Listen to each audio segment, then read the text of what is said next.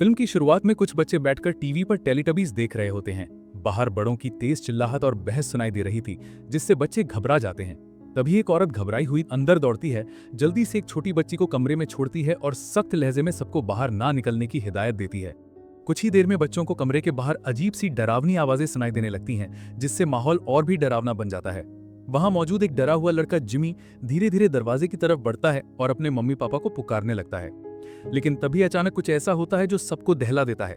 Jimmy घबराकर दौड़ते हुए कमरे से बाहर निकलता है और अपनी मां को देखता है, जो उसी वक्त उस पर चिल्लाकर कहती है कि भागो, और अगले ही पल एक ज़ॉम्बी उस पर हमला कर देता है।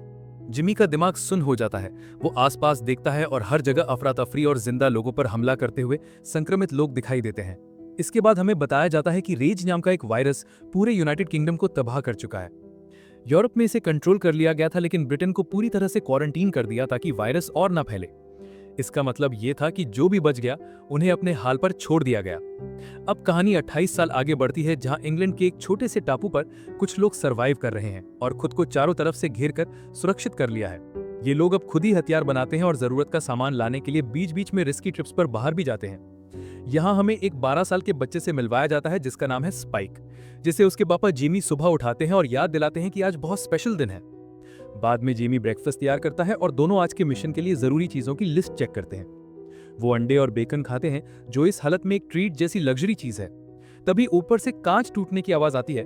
पता चलता है कि स्पाइक की मम्मी आयला ने गलती से एक ग्लास गिरा दिया है। जिमी फौरन ऊपर उसकी हालत देखने जाता है और स्पाइक भी उसके पीछे पीछे भागता है। यहाँ हमें ये पता चलता है कि आयला बहुत बीमार है और किसी अजीब बीमारी की वजह से बहुत कमजोर हो चुकी है। वो स्पाइक से पूछती है कि स्कूल कैसा रहा, और स्पाइक सीधे बोल देता है कि वो स्कूल गया ही नहीं। जेमी उसे टोकता है और कहता है कि आज वो स्कूल नहीं जा रहा, बल्कि आज वो उसके साथ एक्सपीडिशन पर जाने वाला है। ये सुनते ही आयला गुस्से में आग बबूला हो जाती है और चिल्लाते हुए जेमी से कहती है कि वो बच्चे को खतरे में क्यों डाल रहा है। लेकिन स्पाइक उसे प्यार से शांत करता है और अपनी प्लेट से बचाकर रखा हुआ बेकन का टुकड़ा मां को देता है। फिर वो हंसते हुए झूठ बोलता है कि वो स्कूल ही जा रहा है और उससे अलविदा लेता है। नीचे जाते वक्त उसके पड़ोसी सैम उसे एक धनुष गिफ्ट करता है, जो उसका पहला हथियार होता है। उसके बाद जिमी और स्पाइक निकलते हैं और जाते वक्त गांव के बाकी लोग उन्हें उत्साहित होकर विदा करते हैं, क्योंकि ये स्पाइक का पहला मिशन होता है। जब वो लोग गेट तक पहुंचते हैं तो एक महिला स्पाइक से बात करती है और उसे नियम समझाती है कि वो जा सकता है और लौट सकता है, लेकिन अगर वापस ना आया तो कोई उसे ढूंढने नहीं जाएगा। बात को समझाने के लिए वो उसे उन लोगों की कब्रें दिखाती है जो एक बार गए लेकिन फिर कभी लौटे नहीं। फिर जैसे ही चौकीदार रास्ते को क्लियर बताता है, दरवाजे खुलते हैं और बाप बेटा एक पत्थर की संकरी सड़क से आगे बढ़ते हैं। वो दोनों घंटों तक चलते हैं और आखिरकार जंगल वाले इलाके में पहुंच जाते हैं। वहां उन्हें एक संक्रमित इंसान दिखता है, जो कीड़े की तरह रेंग रहा होता है। जेमी अपने बेटे से कहता है कि अब इसका काम तमाम करो, तीर चलाओ और सीधे गर्दन पर निशाना लगाओ। स्पाइक जैसे ही तीर चलाता है, उसका निशाना सही लगता है और वो उस इन्फेक्टेड को मार देता है। लेकिन तीर की आवाज सुनते ही आसपास छिपे बाकी ज़ॉम्बीज एक्टिव हो जाते हैं और फौरन उन पर टूट पड़ते हैं। मगर जेमी बिना घबराए बड़ी बेरहमी से सबका खात्मा कर देता है। लेकिन जैसे ही उसकी नजर एक छोटे इन्फेक्टेड बच्चे पर पड़ती है, वो कुछ सेकंड के लिए रुक जाता है और बच्चा बिना कुछ कहे चुपचाप वहां से निकल जाता है। उसके बाद जेमी अपने बेटे को उसकी पहली सक्सेसफुल किल के लिए शाबाशी देता है और दोनों फिर आगे बढ़ते हैं। चलते चलते उन्हें एक पुराना सुनसान घर दिखता है, जो देखकर लगता है पहले ही लूटा जा चुका है। लेकिन फिर भी दोनों सोचते हैं कि ट्राई करते हैं, शायद कुछ जरूरी सामान मिल जाए। अंदर जाते ही उन्हें एक आदमी उल्टा लटका हुआ मिलता है और उसके सीने पर जिमी लिखा होता है, वो भी बहुत ही भयानक तरीके से खुदा हुआ। तभी वो आदमी अचानक हिलने लगता है और ज़ॉम्बीज जैसी आवाजें निकालने लगता है। जेमी बताता है कि किसी ने इसे यहाँ बांधकर इन्फेक्टेड के हवाले कर दिया होगा और बाहर कुछ ऐसे भी लोग हैं जो इस तरह की सजाएं देते हैं। फिर वो स्पाइक को कहता है कि इसे मार दो, और भले ही वो पहले हिचकिचाता है, लेकिन थोड़ी देर बाद वो उस पर तीर चला ही देता है। इसके बाद दोनों फिर अपने रास्ते निकल पड़ते हैं और थोड़ी दूर पर उन्हें एक मरा हुआ हिरन दिखाई देता है, जिसका शरीर बुरी तरह से फटा पड़ा था। और तभी उनकी नजर एक और हिरन के कटे हुए सिर पर जाती है, जो ऊंचे पेड़ पर टंगा होता है, और ये साफ इशारा है कि आसपास कोई अल्फा ज़ॉम्बी है, जो बहुत बड़ा खतरा था। डर के मारे दोनों भागने की सोचते हैं, लेकिन तभी अचानक कुछ ज़ॉम्बीज उनकी तरफ तेजी से आने लगते हैं। जिमी तो कुछ ज़ॉम्बीज को मार देता है, लेकिन स्पाइक के हाथ कांप रहे होते हैं और उसकी ज्यादातर कोशिशें बेकार चली जाती हैं। जब उन्हें लगता है कि अब कोई रास्ता नहीं बचा, तो दोनों वापस उसी पुराने घर की तरफ भागते हैं। ज़ॉम्बीज पीछे पीछे होते हैं, लेकिन जैसे तैसे दोनों अटारी तक पहुंच जाते हैं और जल्दी से दरवाजा बंद कर लेते हैं। उधर टापू पर गांव वाले स्पाइक की वापसी के लिए वेलकम पार्टी प्लान कर रहे थे। दूसरी तरफ एक ऊंची पहाड़ी से वो अल्फा उस घर पर नजर बनाए हुए था, जैसे उसे बस बाहर निकलने का इंतजार हो। जिमी कर स्पाइक को समझाता है कि ये वाले इन्फेक्टेड नॉर्मल ज़ॉम्बीज से बहुत अलग हैं। ये ज्यादा स्ट्रॉन्ग, ज्यादा स्मार्ट और बहुत ज्यादा क्रूर होते हैं। वो उसे बताता है कि अब उनके पास कुछ भी करने का ऑप्शन नहीं है क्योंकि तीर सारे खत्म हो चुके हैं और एक अल्फा को गिराने के लिए कई बार अटैक करना पड़ता है। स्पाइक अपने खराब एम के लिए माफी मांगता है, लेकिन जेमी उसे प्यार से बोलता है कि उसने अच्छा किया। थोड़ी देर बाद स्पाइक दूर जलती हुई आग देखता है और पापा से पूछता है कि वो किसकी हो सकती है, लेकिन जेमी कहता है उसे नहीं पता। रात के करीब 12 बजे दोनों की नींद अचानक टूटती है जब घर हिलता हुआ गिरने लगता है और पूरी बिल्डिंग उनके ऊपर ढहने लगती है। डर के मारे दोनों जल्दी जल्दी निकलते हैं और आखिरी सेकंड में बाहर भाग जाते हैं। जेमी जानता था कि इतना शोर जरूर ज़ॉम्बीज को अपनी ओर खींचेगा, तो वो तुरंत वापसी का प्लान बनाते हैं और भागते हैं। लेकिन अल्फा उनकी हरकतें देख लेता है और उनका पीछा करने लगता है। दोनों पूरी ताकत से भागते हैं और टापू के एंट्री पॉइंट तक पहुंचकर गांव वालों को अलर्ट करते हैं। गांव के लोग भी तुरंत एक्टिव हो जाते हैं और जबरदस्त तीरों की बारिश करते हैं, लेकिन कोई फायदा नहीं होता। आखिर में एक जलता हुआ तीर अल्फा को लग जाता है और वो गिर जाता है और उसी टाइम पर जेमी और स्पाइक गेट के अंदर पहुंच जाते हैं। जेमी कम्युनिटी से गुजारिश करता है कि उन्हें अंदर आने दिया जाए और जब ये पक्का हो जाता है कि दोनों इन्फेक्टेड नहीं है, तब जाकर उन्हें एंट्री मिलती है। जिंदा बचने के बाद विलेज में एक बड़ी सी पार्टी रखी जाती है जहां स्पाइक को हीरो की तरह ट्रीट किया जाता है। जेमी बड़े गर्व से अपने बेटे की तारीफ करता है और थोड़ा बढ़ा चढ़ाकर बताता है कि उसने कितने सारे ज़ॉम्बीज को मारा। पार्टी में सब मस्ती कर रहे होते हैं, डांस, ड्रिंक्स और स्पाइक को भी जबरदस्ती शराब पिलाई जाती है। लेकिन जैसे ही वो बाहर जाता है उल्टी करने, वो अपने पापा को किसी दूसरी औरत के साथ भागते हुए देखता है, जिससे उसे अपनी माँ के लिए बहुत बुरा लगता है। स्पाइक घर वापस आता है और सैम को जगाता है, जो इसला की देखभाल के लिए रुका हुआ था। स्पाइक उसे बताता है कि उसके पापा ने आज की कहानी को लेकर झूठ बोला है और जो उसने मेनलैंड पर जलती हुई आग देखी थी वो भी बताता है। सैम को लगता है कि वो आग डॉक्टर इयन केल्सन की हो सकती है, जिसे सब मरा हुआ मान चुके थे। वो बताता है कि केल्सन थोड़ा अजीब किस्म का इंसान था और अगर वो अब भी जिंदा है तो शायद आग उसी ने जलाई हो। स्पाइक को अब यकीन हो जाता है कि उसके पापा झूठ बोल रहे हैं, क्योंकि उन्होंने तो कहा था कि अब कोई डॉक्टर बचा ही नहीं और उसकी माँ का इलाज भी मुमकिन नहीं है। स्पाइक फिर सैम को वापस भेज देता है और खुद अपनी बीमार माँ के पास लेट जाता है। अगली सुबह इसला की तबीयत फिर बिगड़ जाती है और जिमी भी घर लौट आता है, वो भी हैंगओवर में धुत। नाश्ता बनाते वक्त स्पाइक अपने पापा से बॉनफायर और डॉक्टर केल्सन की सच्चाई छुपाने को लेकर बात करता है। जिमी थोड़ी देर के लिए चौंक जाता है, लेकिन फिर बताता है कि केल्सन पागल है और सालों पहले जब वो स्कैवेंजिंग पर थे तो उनकी उससे मुलाकात हुई थी। एक बार उन्होंने केल्सन को सैकड़ों लाशों को घसीटते हुए देखा था और वो उन्हें अजीब ढंग से सजाकर किसी डरावने मेमोरियल जैसा कुछ बना रहा था। इस सब ने गांव वालों को डरा दिया और पिछले 15 सालों में कोई वहां वापस नहीं गया। फिर भी स्पाइक का मानना है कि अगर कोई उसकी मां को बचा सकता है तो वो डॉक्टर ही है। जब जेमी स्पाइक की बात मानने से मना कर देता है तो स्पाइक उसे ताना मारता है कि वो अपनी मां की परवाह ही नहीं करता और कई औरतों से उसके रिश्ते हैं।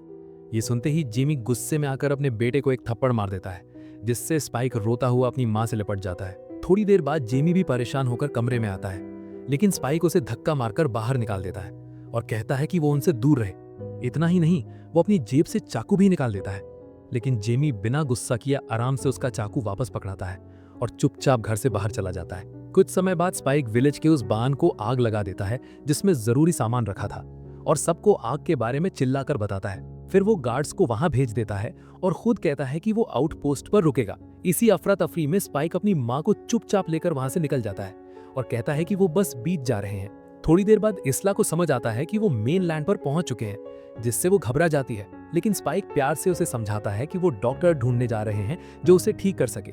कई घंटों तक चलते रहने के बाद उन्हें एक टावर दिखता है और वो वहीं रात गुजारने का फैसला करते हैं। बाद में स्पाइक अपनी मां को सुला देता है और खुद रात भर जागकर इन्फेक्टेड पर नजर रखने का जिम्मा ले लेता है। स्पाइक थक के चूर हो चुका था और कब उसे नींद आ जाती है उसे खुद भी पता नहीं चलता। उसे ये अंदाजा भी नहीं होता कि एक ज़ॉम्बी धीरे धीरे रेंगता हुआ उस पर अटैक करने आ रहा है। लेकिन अगली सुबह जब माँ बेटे की आंख खुलती है तो सामने एक ज़ॉम्बी की लाश पड़ी होती है। एक फ्लैशबैक से पता चलता है कि असल में ईसला ने ही उस ज़ॉम्बी को मार डाला था जब वो स्पाइक पर हमला करने आया था, लेकिन उसे ये सब याद ही नहीं है। दूसरी तरफ थोड़ी दूरी पर कुछ सोल्जर्स का एक ग्रुप अचानक ज़ॉम्बीज के झुंड से घिर जाता है और इन्हें लीड कर रहा होता है एक खतरनाक अल्फा ज़ॉम्बी। सोल्जर्स तुरंत फायरिंग शुरू कर देते हैं और ज्यादातर ज़ॉम्बीज को मार गिराते हैं, लेकिन उनके कुछ साथी मारे जाते हैं और वहीं पर इन्फेक्टेड होकर खुद भी ज़ॉम्बी बन जाते हैं। कुछ ही सोल्जर्स किसी तरह जान बचाकर छुपने में कामयाब होते हैं, लेकिन तभी अल्फा फिर से हमला करता है और इस बार वो इतनी बेरहमी से सबको मारता है कि आखिर में सिर्फ एक सोल्जर ही बच पाता है। वहीं दूसरी तरफ एक ग्रुप इन्फेक्टेड लोग नदी किनारे इकट्ठा होकर खुद को धोने की कोशिश कर रहे होते हैं और उन्हीं में एक प्रेग्नेंट महिला भी थी। इधर स्पाइक और ईसला का सफर जारी रहता है, लेकिन अब ईसला की तबीयत बहुत बिगड़ चुकी थी। उसे लगातार हैलुसिनेशंस आ रहे थे और स्पाइक को अपने पापा समझने लगती है। उसकी नाक से खून भी निकलने लगता है। तभी एक कमजोर सा ज़ॉम्बी उन पर अटैक करता है, लेकिन स्पाइक बिना देर किए अपने तीर से उसे मार गिराता है। लेकिन उस तीर की आवाज और ज़ॉम्बीज को खींच लाती है, जिससे माँ बेटे दोनों डर के मारे वहां से भागते हैं। दौड़ते दौड़ते वे एक पुराने गैस स्टेशन पहुंचते हैं, लेकिन वहां की हवा में गैस का धुआं फैला होता है, जिससे सांस लेना भी मुश्किल हो रहा था। और तभी कुछ ज़ॉम्बीज अंदर घुसते हैं और सीधे अटैक कर देते हैं। लेकिन तभी एक सोल्जर आता है, वही जो पिछले हमले से बच गया था। वो चिल्लाकर स्पाइक और ईस्ला को नीचे झुकने को कहता है और अपने फ्लेम थ्रोवर जैसे हथियार से सारे ज़ॉम्बीज को जला देता है, जिससे दोनों को भागने का मौका मिल जाता है। इसके बाद वो सोल्जर अपना नाम एरिक बताता है और कहता है कि वो स्वीडन से है। स्पाइक उसे बताता है कि उसकी माँ बीमार है और वो उसे एक डॉक्टर के पास ले जा रहा है। एरिक ईस्ला को कंधे पर उठाता है और कहता है कि उसे नेवी ज्वाइन करने का अफसोस हो रहा है, क्योंकि उसकी वजह से वो इस नर्क जैसी जगह में फंस गया। वो बताता है कि उनका बोट डूब गया था और उनकी टीम बहकर यूके के किनारे आ पहुंची। एरिक ये भी बताता है कि पूरा आइलैंड अब क्वारंटीन में है और हर एग्जिट पॉइंट पर सख्त निगरानी है। मतलब अगर एक बार तुम आइलैंड पर आ गए तो बाहर जाना नामुमकिन है। रास्ते में चलते चलते उन्हें कहीं से चीखने की आवाज आती है और ईस्ला देखने जाती है कि क्या हो रहा है। थोड़ी देर बाद वो एक पुरानी ट्रेन में पहुंचती है, जहां उसे वही प्रेग्नेंट ज़ॉम्बी औरत दिखती है जिसे हमने पहले देखा था। स्पाइक उसे मारने की कोशिश करता है, लेकिन ईस्ला दया दिखाते हुए उस औरत की डिलीवरी कराने लगती है। काफी मुश्किल के बाद वो औरत एक हेल्दी बच्चे को जन्म देती है। ईस्ला प्यार से बच्चे को साफ करती है, लेकिन अचानक वो ज़ॉम्बी औरत ईस्ला पर झपटती है और एरिक मजबूरी में उसे मार देता है। एरिक घबरा जाता है और ईस्ला से कहता है कि वो बच्चे को नीचे रख दे, क्योंकि उसे शक है कि बच्चा भी इन्फेक्टेड हो सकता है।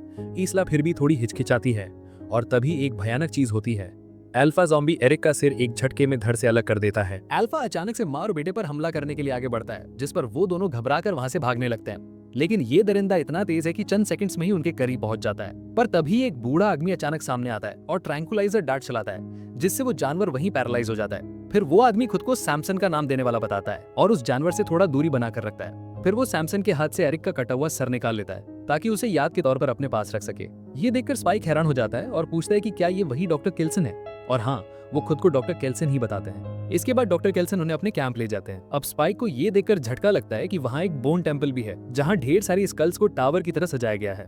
फिर केल्सन बड़े ध्यान से एरिक के सर से मांस जलाकर हटा देते हैं और जैसे ही ये प्रोसेस पूरा होता है, वो स्पाइक से कहते हैं कि अब ये स्कल उस हड्डियों वाले मंदिर में रख दो। इसके बाद वो बच्चे के बारे में पूछते हैं और स्पाइक उन्हें बताता है कि ये बच्ची एक इन्फेक्टेड औरत की बेटी है, लेकिन खुद पूरी तरह हेल्दी है। केल्सन ये कंफर्म करते हैं और बताते हैं कि प्लासेंटा ने शायद उसे प्रोटेक्शन दी होगी। फिर वो पूछते हैं कि वो लोग यहाँ क्यों आए हैं, तो स्पाइक आखिरकार अपनी माँ की बात करता है। शाम होते होते केल्सन ईस्ला की जांच करते हैं और उसके सिम्टम्स देखकर अंदाजा लगाते हैं कि उसे कैंसर है। ये बीमारी या तो ब्रेन से शुरू होकर पूरे शरीर में फैल चुकी है या फिर बॉडी से ब्रेन तक पहुंच गई है। मतलब अब कुछ नहीं किया जा सकता।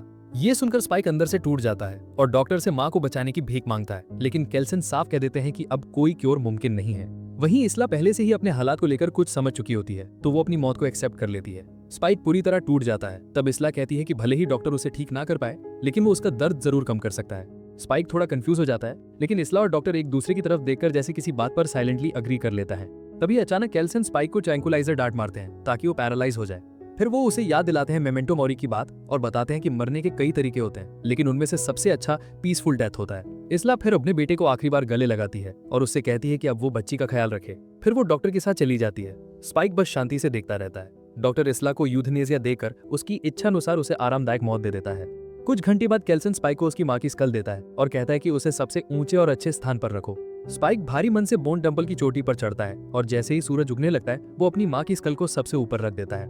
अगली सुबह सैमसन एक बार फिर हमला करने आता है, तो केल्सन और बच्चे एक छोटे से बंकर में छिप जाते हैं, लेकिन वो जाइंट अल्फा शेल्टर में घुस जाता है और केल्सन पर जानलेवा हमला करता है। तभी स्पाइक सेडेटिव उठाकर जानवर में इंजेक्ट कर देता है। केल्सन सांस लेते हुए उसे थैंक्स बोलते हैं और कहते हैं कि अब तुम्हें और बच्ची को घर जाना चाहिए। फिर सीन कट होता है 28 दिन बाद, जहां गांव वाले गेट के पास एक छोटी सी बच्ची को रोता हुआ पाते हैं, जिसके पास एक नोट होता है। वो नोट स्पाइक ने लिखा होता है, जिसमें वो अपने पिता से कहता है कि वो उसे ढूंढने की कोशिश ना करे, वो खुद लौटेगा जब वो तैयार होगा। और आखिर में वो ये भी लिखता है कि उसने डॉक्टर केल्सन को ढूंढ लिया है, जो कोई पागल इंसान नहीं बल्कि एक अच्छा इंसान था। स्पाइक एक और सच्चाई सामने लाता है कि ये जो बच्ची है वो एक इन्फेक्टेड औरत की बेटी है, लेकिन फिर भी वो पूरी तरह से हेल्दी है। उसका नाम है आइला। और स्पाइक जैमी से कहता है कि अब वो इस बच्ची का ख्याल रखे। जैमी जब ये लेटर पढ़ता है तो वो अंदर से टूट जाता है और सीधा उस रास्ते की तरफ भागता है जो समुद्र के ऊपर बना है, लेकिन तब तक टाइड इतना ऊपर आ चुका था कि उसका रास्ता पूरी तरह बंद हो जाता है। मजबूरी में जैमी बस हवा में चिल्लाकर अपनी फ्रस्ट्रेशन निकालता है। दूसरी तरफ एक इन्फेक्टेड अचानक स्पाइक की तरफ बढ़ता है, लेकिन स्पाइक बिना घबराए एकदम साफ निशाना लगाकर उसे गिरा देता है। मगर फिर धीरे धीरे चारों तरफ से और ज्यादा इन्फेक्टेड आना शुरू हो जाते हैं, जिससे हालत और भी सीरियस हो जाती है। डर के मारे स्पाइक वहां से भागने लगता है और पीछे एक पूरी इन्फेक्टेड की भीड़ उसके पीछे लग जाती है। तभी भागते भागते उसकी टक्कर एक सुनहरे बालों वाले आदमी से होती है। जो ट्रैक सूट में होता है और मजाकिया अंदाज में उसकी आर्चरी स्किल्स की तारीफ करता है।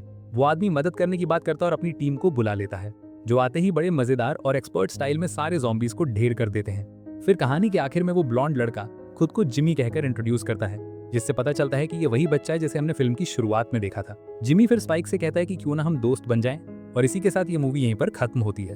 होप आपको ये वीडियो पसंद आई होगी, और अगर आप हमारे चैनल पर नए हैं तो जल्दी से सब्सक्राइब कर लीजिए, क्योंकि आगे और भी मजेदार वीडियोस आने वाली हैं।